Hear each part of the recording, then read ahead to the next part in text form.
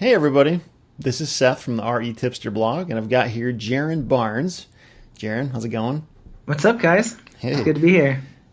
So Jaren and I, we go back, I don't know, about a year or so. We've known hmm each other, and Jaren has been in the land business for a little while now, and from what I've heard, he's done a couple deals that have just been like pretty remarkable, and I just wanted to get on this call here and record just some back and forth about what he's been doing, how his business has been working, some of the things he's experienced, and just kind of hear the numbers behind what he has seen to date. So, Jiren, if you wouldn't mind just kind of giving us some background, like what is your real estate background? How did you get into real estate? How did you get into land investing?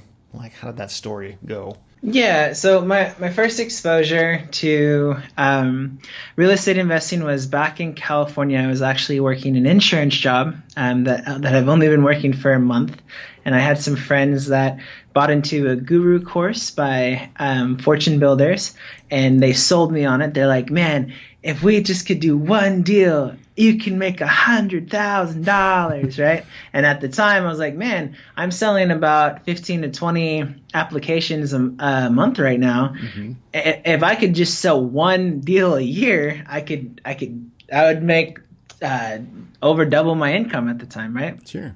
So I was like, okay. And so I quit everything. I'd worked super hard to get my insurance license, and I'd quit everything and just literally quit my job, and then went over to their real estate office and started door knocking that day.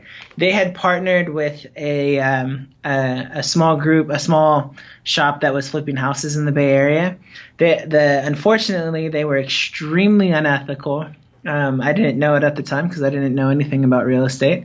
But I did really well. Within the first 6 months, I got like 10 short sales under contract, which was their primary acquisition strategy for the Bay Area. That's pretty good. And I didn't get paid at all. I ended up having to walk away and just saying, hey, you guys deal with it, because just the way they did things and all this stuff, I just wasn't comfortable, and I needed to just cut ties from there. Mm-hmm. But out of that place, I started a small little blog called REI Catalyst, I think, or something like that. Yeah, I remember that. Real Estate Catalyst. Mm-hmm. Yeah, Real Estate Catalyst. And I made a review about Bigger Pockets. And because I was getting involved in the meetups at Bigger Pockets, or the Bigger Pockets related meetups in the Bay Area, I saw that they were coming to Google to do a presentation. And so I connected them with the guy that runs the Bigger Pockets meetups in the Bay Area. I got to meet them in person, and then one thing led to another. They were actually looking to hire somebody who could help them run the blog and do some stuff. They were looking to grow their team. And I said, hey, man, I'm not going to move to Denver, but I would absolutely love working for you guys. And I have some background in this stuff, obviously. Because when I made the review on the website, that's when they started, talking to me and said, hey, man, thank you so much. It's so kind of you, et cetera, et cetera. And one thing led to another, and I ended up starting to work there. It was temporary because Josh wanted to build a team in Colorado, and I wasn't wanting to move to Colorado. So it was agreed that it would be a temporary gig, but it was a good run for while it lasted, and I was there for 6 months and was literally paid to sit there and read blogs about real estate all day long.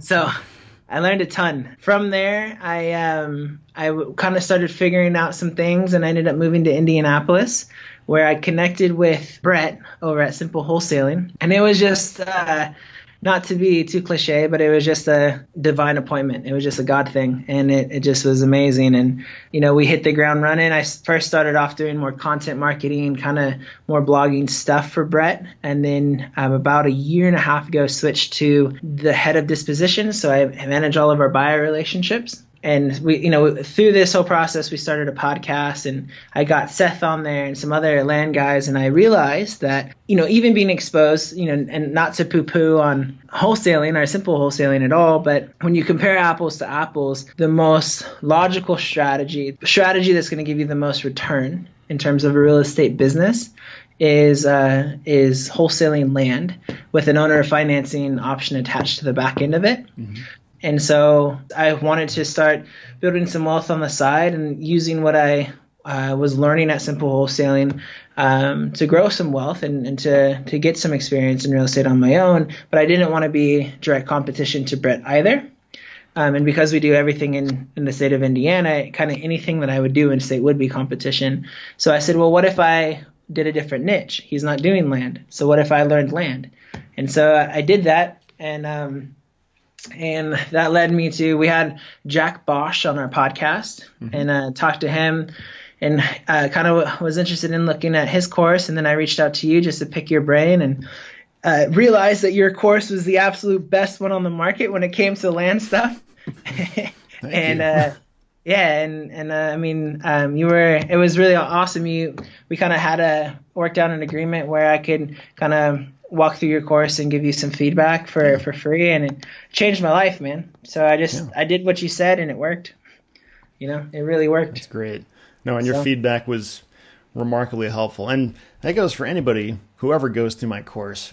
I want to hear feedback. If you ever go through something that doesn't make sense or something you think could be better or reworked, I'm open to that and I welcome that. So Jiren did a really good job of pointing out a number of things that I could just kind of tweak and refine and improve. And it was super, super helpful. And I don't know if most people realize they can do that, but you can. So just keep that in mind if you ever happen to go through my course.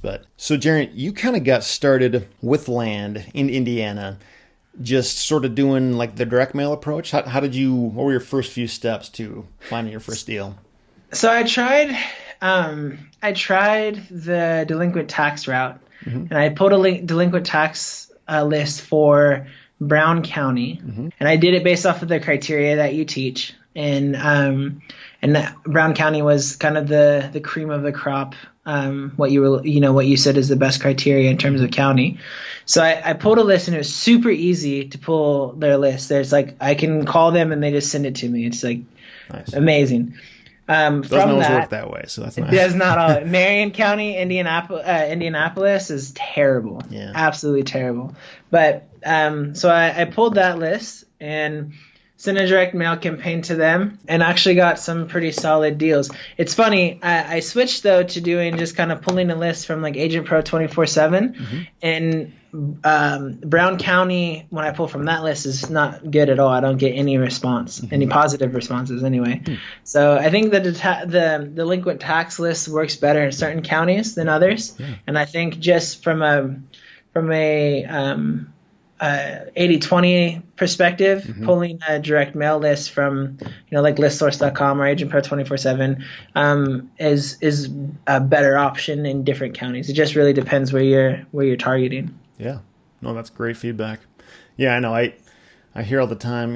Somebody will say, "No, the delinquent tax list is always the best way to go," or "Nope, getting it from a data service, that's always the way to do it." And it's I don't know. Just kind of depends. You have to play it by ear and see what works in different areas. Sounds great insight there.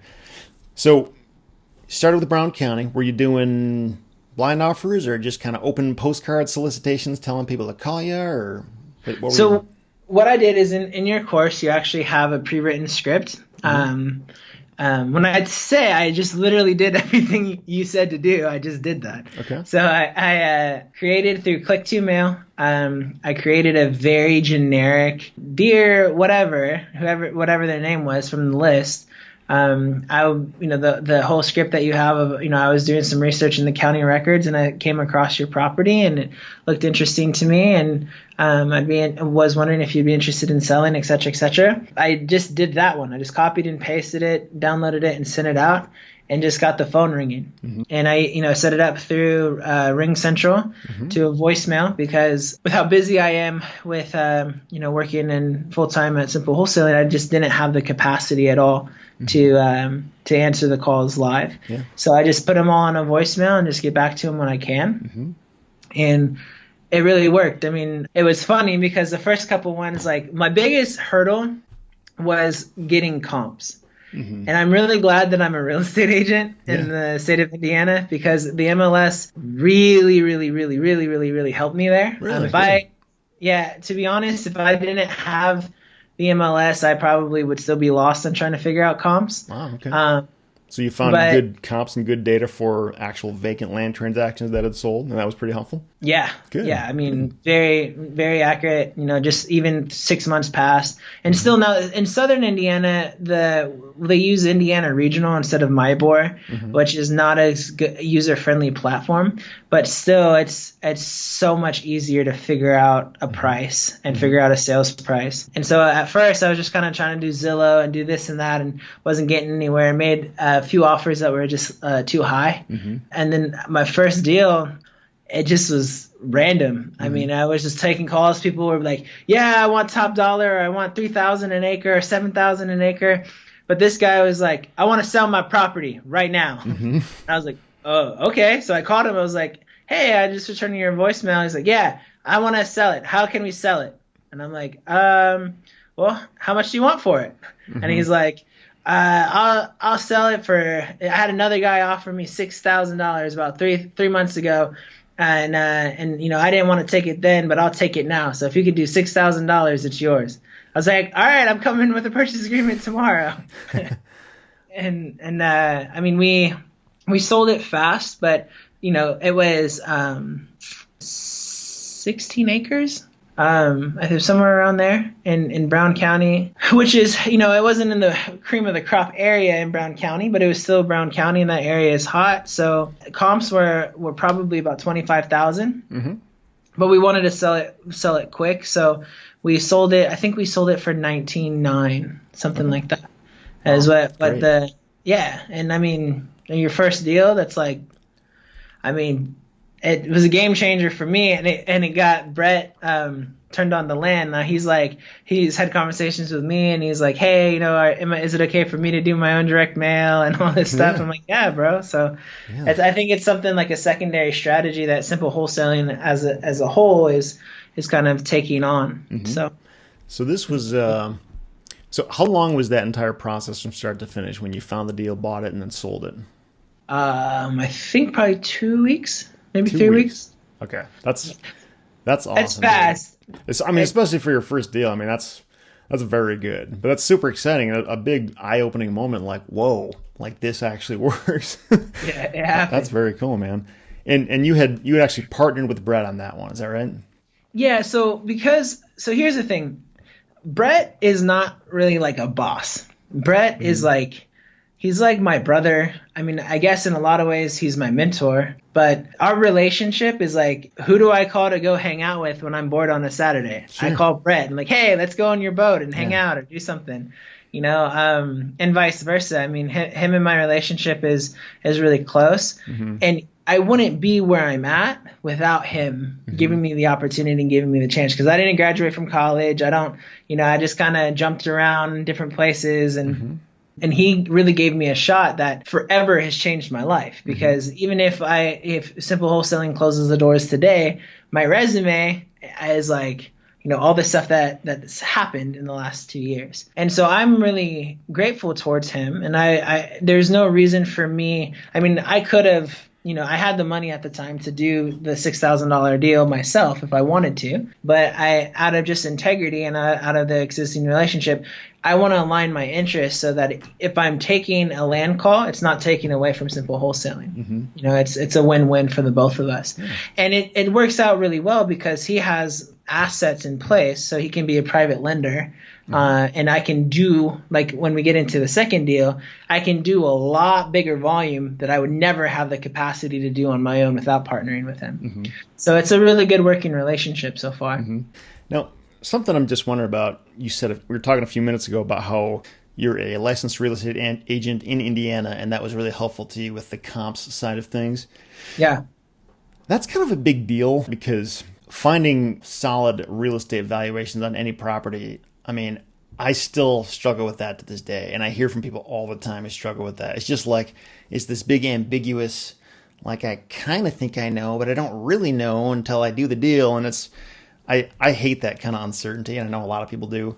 Just curious, being an agent, does that mean you have access to comps only in the state of Indiana? So you have local MLSs. So Indiana, I think, has, I mean, there's like there's some really small towns and counties and stuff that have like only a local MLS, but there's two big players, at least where in southern Indiana and central Indiana, and that's MyBor and then Indiana Regional. And they're essentially different nowadays. They're different interface softwares that have different directories. But for where I'm at, MyBor services Brown County, but the other two areas that I was targeting, they didn't service. So I actually had to reach out to Indiana Regional, and they didn't, by default, have those counties. I actually had to pay extra to have access to that data within Indiana Regional. But we set all that up. And I mean, it was, especially in Greene County, it was a game changer because I was like, I have no idea what to offer this person. I have no idea what, and it saved a ton of time. So when you were looking at those comps, were you like trying to figure out, okay, what is land worth per acre? Or were you more like, where are the other 16-acre properties and what do those sell for? Like, were you more going by a 16-acre basis, like properties that were the exact same thing, or just finding out per acre what land was going for? I mean, I was kind of looking at both. Okay. My mindset is more geared towards residential real estate, right? So like I was looking at typography, price per acre, and then total acreage, similar total acreage. So like that 16 acres, I would look for between probably 10 to 20 acres range.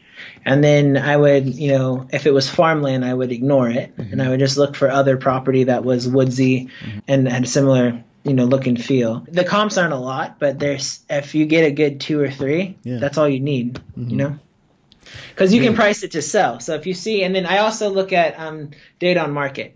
So like the data on market, if it's, I think like, for example, let's just say on that 16 acres, there was like a $35,000 comp, but it sat on the market for 1,000 days or for, a few years. Yeah. Obviously that's not a legitimate comp. If I want to sell it fast, I need to be maybe $10,000 less.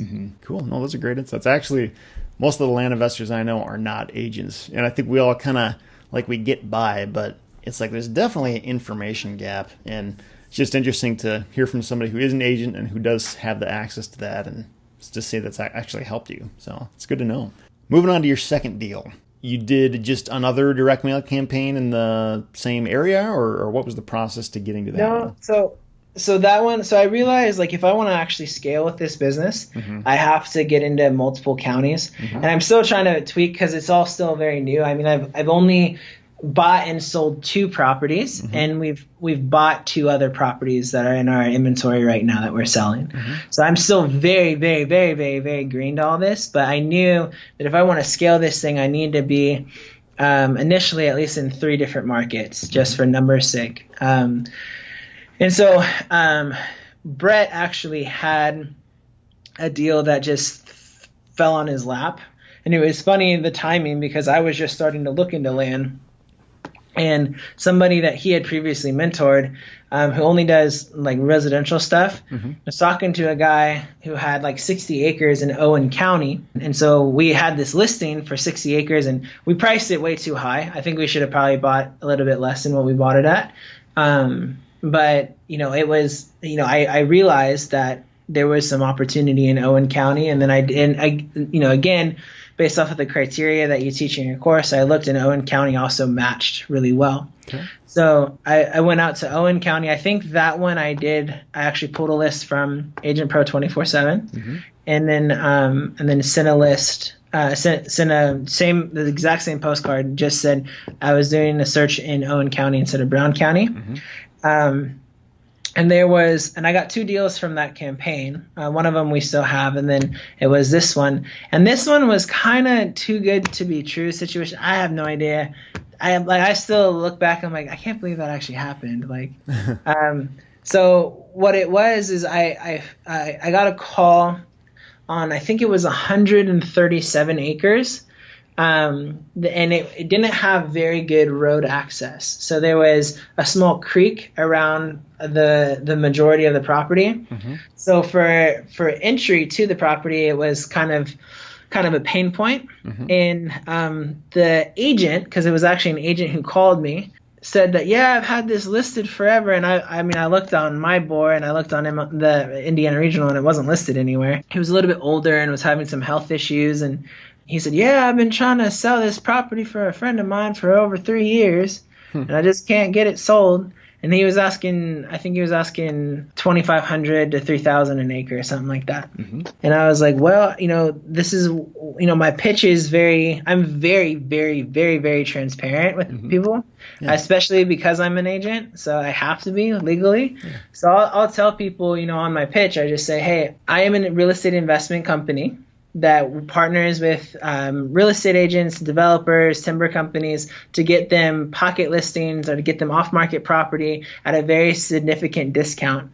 And the value that I can add to you, and I'm not the right fit for everybody, but in the right circumstances, what I can provide for you is I can close within 10 days or less, and I'm all cash. I can pay all agent fees, back, taxes, judgments, liens, etc., and be literally push button easy and get you cash in your pocket now. Now, that's not the right fit for everybody, but I remember there was a time back in California when I was working straight commission and not making any money that if I had inherited a piece of land, you bet your bottom dollar I'd be selling it for $1,000, Yeah. So I've been there. I've been in a motivated kind of situation, so I understand the mindset. And so, I told them that. And a lot of the times too, just on a side note real quick, and I'll come back. As a licensed agent, a lot of the times, if people say, yeah, no, I just kind of want to see if I can get more and they're not motivated, I'll just tell them point blank, I'm like, yeah, here's where it's at. I can offer you this cash right now, but if you go through a real estate agent and you list your property, you may have to wait a while. But if you're not in a hurry and you can wait for a year, you could probably get X. And I give them the actual market value of the property because I have to legally in terms of ethics and whatnot. And then there's also a side benefit too of having your license where you can offer to list their property for them if they trust you and you've established rapport. Mm-hmm. So you can get listings that way. So going back to the deal, I explained the situation to the guy and I told him, I said, I definitely know we want to be able to be at, 2,500. That's probably where we'd need to be selling it to, selling it at.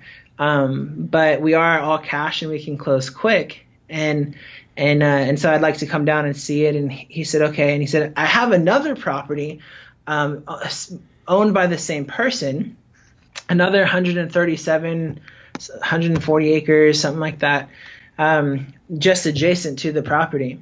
And maybe, if you needed to be cheaper, maybe, we could do like a package deal or something and you could buy everything. And I was like, yeah, definitely. Let's look at it. So I looked at it and I mean, this is massive. This is like 271 acres. Yeah. My second deal.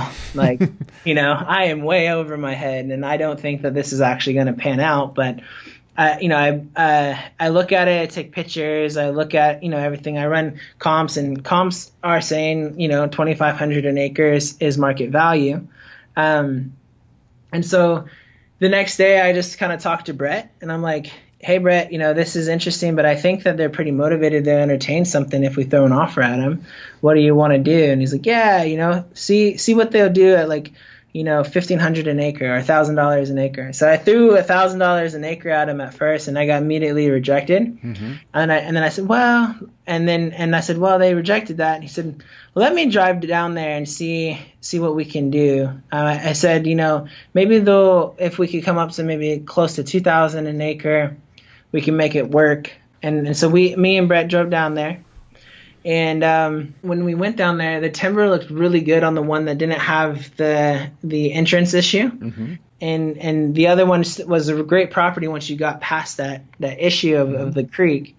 So we got a serious offer and we said, look, we'll do $1,500 an acre on that one parcel. And then we'll do $1,750 an acre on the other one that's really nice. And we were expecting that they were going to counter, and we were going to be at $2,000 an acre, roughly, $1,500 on the one, and then $2,000 on the other. But they just accepted it. They're like, yeah, okay, that worked. Cool. So I guess maybe at first they didn't think we were serious, but because we put in another offer, I don't know what it was. And then from there, it was crazy because we had a VA pull a list of timber companies in southern Indiana, and just because we were looking for buyers. And so on the 60 acres that's in Owen County, we had a call come in about by a timber company that said, "Hey, I'm interested in this, but I need to be at 2,000 an acre," and we couldn't make that work on the numbers there. I said, "I can't make that work there, but I do have this other property, 271 acres, that's coming on the market soon that we're going to be selling. Would you want to drive by and see if you'd be interested in it?" And so he did. Long story short, he ended up putting an offer on the 60 acres and the 271 acres for $2,000 an acre. And at first, Brett didn't want to take that because he was splitting that other 60 acres with the guy he kind of trained in real estate, and he wasn't going to make much money on that. But I told him, I was like, "Look, whatever you want to pay Steven, I'll help bridge the difference if we can do the deal." And then he was like, I still think we could get more for it, man. But then the guy called me and said, "Listen, I'll do a double close. I'll do it the same day that you guys close on it." So that sealed the deal for Brett. And he was like, "All right, let's do it." And I think gross for simple wholesaling, they made something like $92,000 in one transaction. It was the largest transaction to date for Brett from a gross perspective. Now with splits and stuff, I mean, my split, because I didn't get money on the 60 acres, I made $43,000 and some change. That is crazy, man. Yeah. And Brett, I mean, this guy's an experienced house wholesaler. I mean, he's been doing this for what, over 10 years? Yeah. I mean, he's done a lot of deals. Like, if anybody has experienced it all, it's probably this guy. And this is like the best deal he's done in terms of profit wise, right? I mean, that says something to me. So, and when you say double closing, for those who don't know, that basically means you guys didn't have to come out of pocket with anything, right? Because the buyer's funds were used to do everything. Is that how that worked? Or we did one day. So there's two different ways you can do double closing. You can do like a transactional fund or a 1 day loan, and then you don't have to disclose to the buyer how much money you actually got it under contract for, and then or you could have your end buyer fund your transaction and then add your fee on top. Okay. We have a private lender that Brett works with quite a bit, and so he funded it for the day and then paid him. So, man, so mine awesome. was, my split was after I split half of the financing fees, the financing costs, everything. So I mean, it was like, it changed my life, man. Yeah. I mean, it really did. From a financial perspective, like there was a time about 6 months, about a year ago, where almost every month I had to be like, "Hey Brett, can you float me like $500? I'm just struggling, da da da da da." And I mean, I had a lot of debt, I had just a lot of stuff, and I just bought a rental property. I used the money that I made from it. Oh, sweet. And I closed on it today, and like I don't even feel it like financially. Like it's just like, oh yeah, it just happened, and it's like, whoa. It's just a really weird experience. And you probably got an awesome deal on that because you probably got it through simple wholesaling, right? So you got like, man, dude, you are blessed. You're doing really well. That is amazing. That's so cool. So, man, I mean, this second huge deal you guys did, I mean, would you classify that as like a ton of work? Like how many hours do you think it took you total when you look at talking to the prospect, negotiating, visiting the property, closing, all that stuff? Probably, I mean, because we have systems in place, like because we don't have to. We have a transaction coordinator. We have good title companies in place that we have a strong relationship with. I probably spent about maybe 5 hours of work.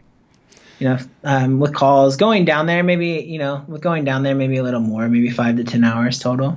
But I mean, dude, game changer. This crazy town. So you basically got paid anywhere from $5,000 to $10,000 per hour to do that deal.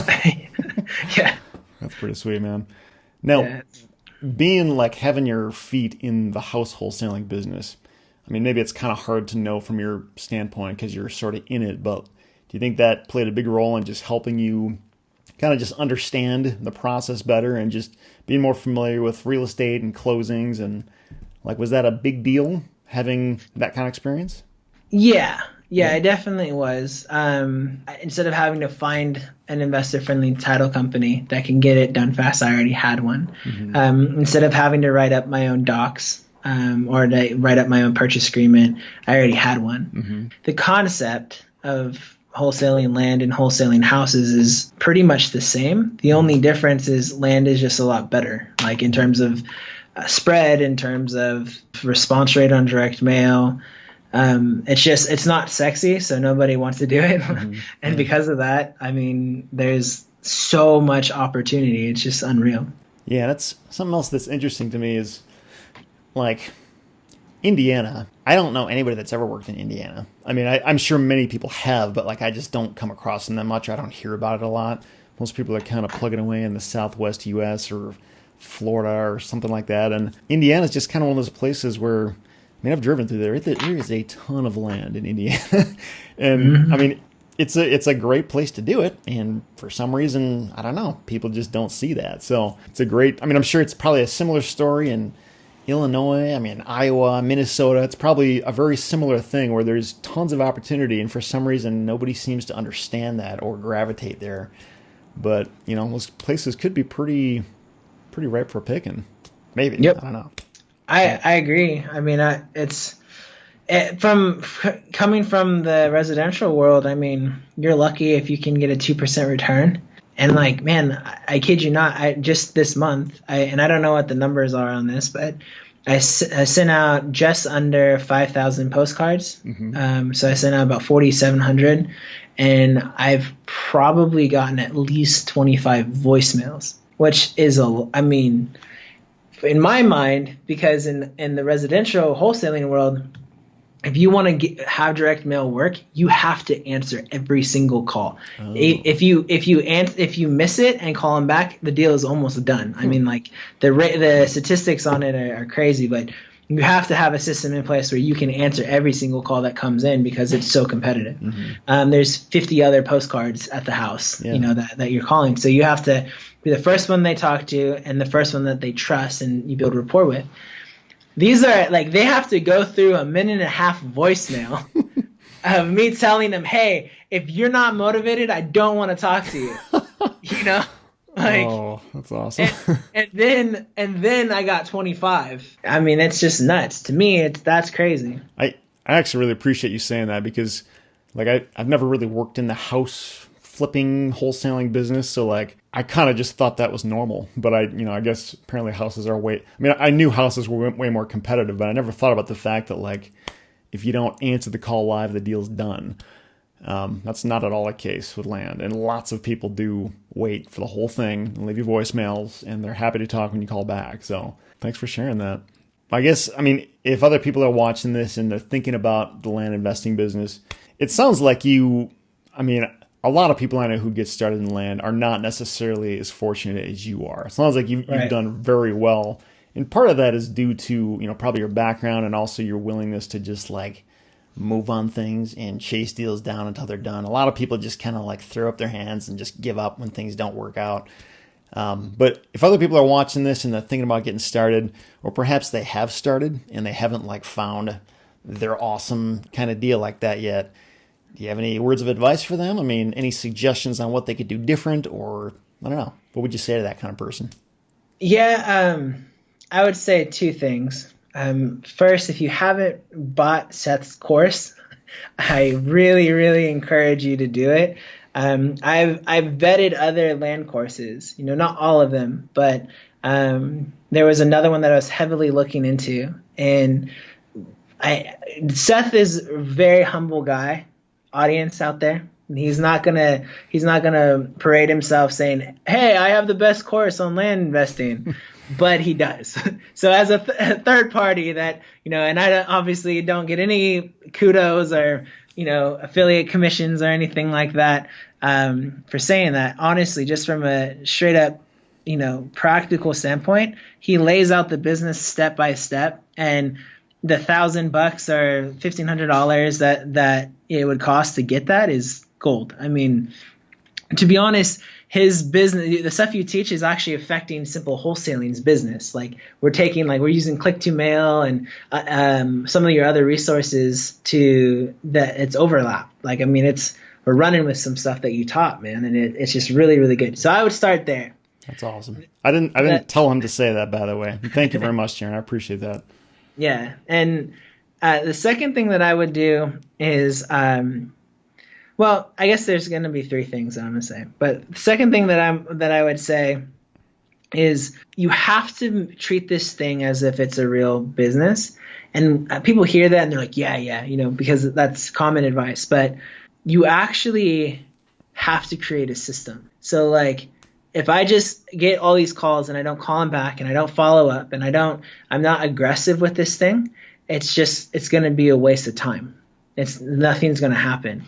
You have to like reverse engineer it. So like, okay, I want to make X amount of dollars per month on this thing. So that means I need to make X amount of deals per month on the thing. So if I want to do X amount of deals, if my ratio is, one call out of so many postcards, and that means I need to send X amount of postcards out in the mail.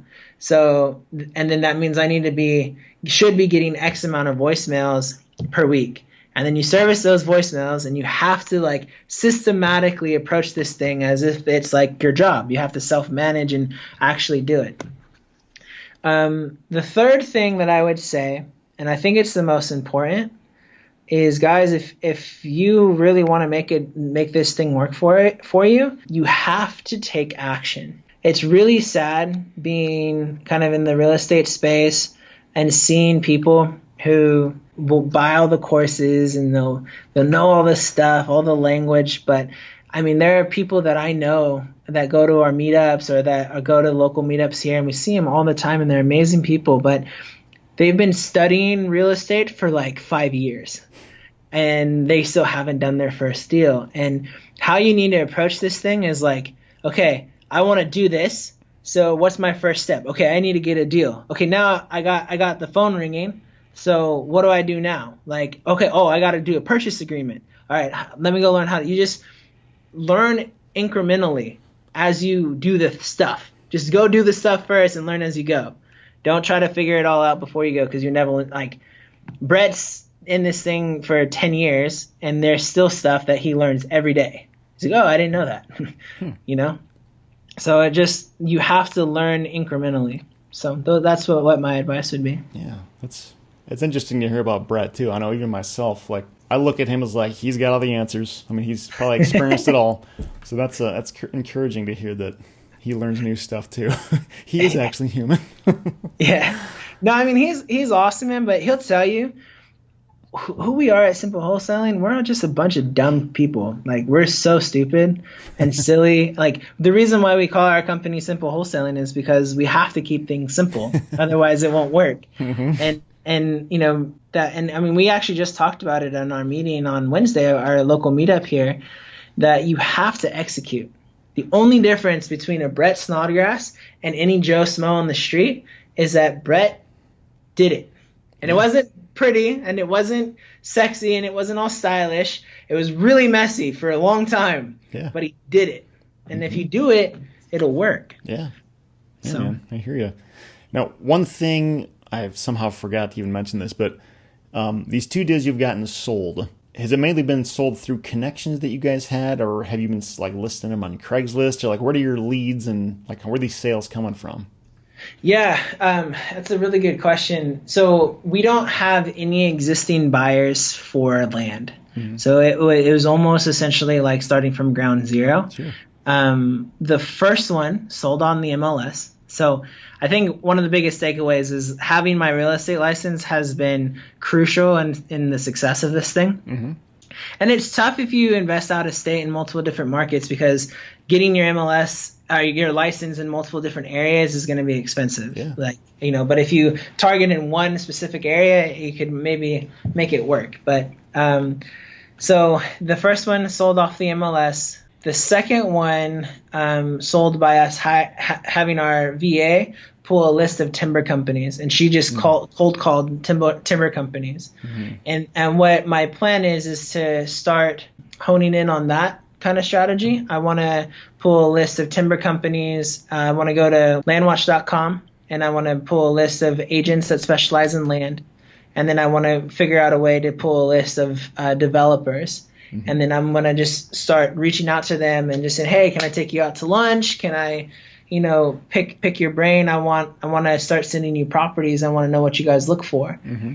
And then that's how I'm going to start building the buyers list. So. Yeah, that is actually really smart. And I know I had heard over a year ago when I was talking to Carl James with a similar conversation like this, he was talking about how he would actually call builders, and that's how he sold a lot of his properties.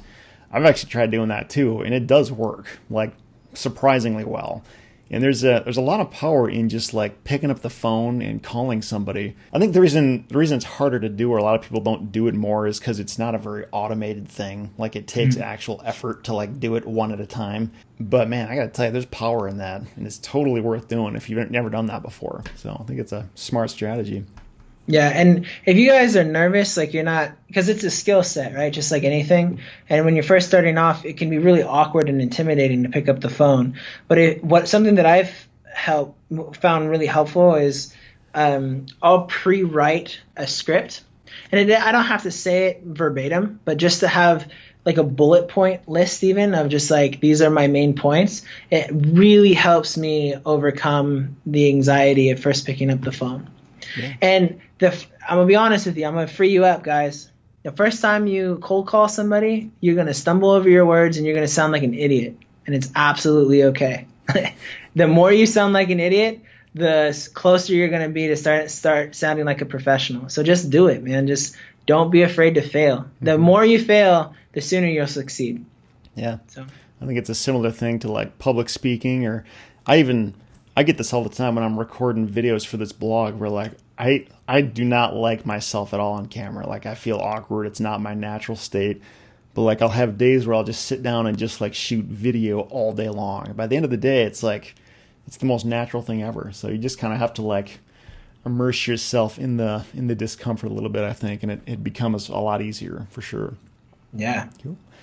Well, before we wrap this up, Jaren, what's just out of curiosity, what's your long-term plan? I mean, you've kind of found a quick success in the land business. I mean, assuming this continues on any level, I mean, where do you want to be in 5 or 10 years? I don't know the here to there. Like, I don't have a direct path. Mm-hmm. But my dream would be for me to be the visionary of an investment shop of like 5 to 10 people that were A players, that that have it be faith based, where they all love Jesus, know how to hear from God, and are just like the cream of the crop. And we go after, in this fund, building wealth specifically for providing income, insurance, and retirement to people who have been trained as missionaries or ministers of the gospel. Mm-hmm. Because I would love to see the church get away from the nonprofit mindset. I don't think from a scaling standpoint that the nonprofit model works. And I mean, because you don't, household names, they're all businesses like Apple, Google, YouTube. They're not ministries. Mm-hmm. And because that's really important to me, I don't know exactly what it looks like, but I think from future steps, it looks like using land and using what's happening at Simple Wholesaling to develop wealth and then eventually I'd like to get into like commercial apartment buildings, or kind of just learn more about just finance in general and really run a shop where we can just invest money all day, hang out with Jesus all day, and see people literally just be launched in their calling and destiny to change the world. Mm-hmm. So I don't know if that'll ever happen. I mean, the very practical path before me is to kind of just continue to help grow Simple Wholesaling and maybe step up as like the implementer, if anybody's familiar with the EOS model of Simple Wholesaling. But if I were to click a button and have exactly what I wanted, that's definitely the destination that I want to go. So it sounds like a great thing to aim for. Who knows what will happen, but It's a good goal for sure. If people want to learn more about you or anything like that, Jaren, where can they find you at? SimpleWholesaling.com, or what's the best way? Yeah. If you want to reach out to me directly, Jaren at SimpleWholesaling.com. Check out our podcast at SimpleWholesaling.com. We have a lot of fun. I'm really surprised that anybody listens to it except for Brett's mom, but we're actually we're growing, and I thought it was a great podcast. Yeah, I mean it's really fun. We just get together and just amazing what Simple Wholesaling has become, and I just really encourage you guys and check out the podcast. We're going to be doing some stuff over the next couple months where we're going to be growing the content side of things. Right now, our blogs and videos are kind of hodgepodge. The only content piece that it's worth subscribing to is the podcast. But in the near future, all that's going to change, and we're going to have some pretty amazing resources for people who are looking to get started in wholesaling. So check all that stuff out. Looking forward to that, for sure. Well, thanks again, Jiren. I appreciate it. Everybody who's watching, thanks for watching. Glad you could be here. Yeah, and hopefully we'll see you in the next video. Talk to you later.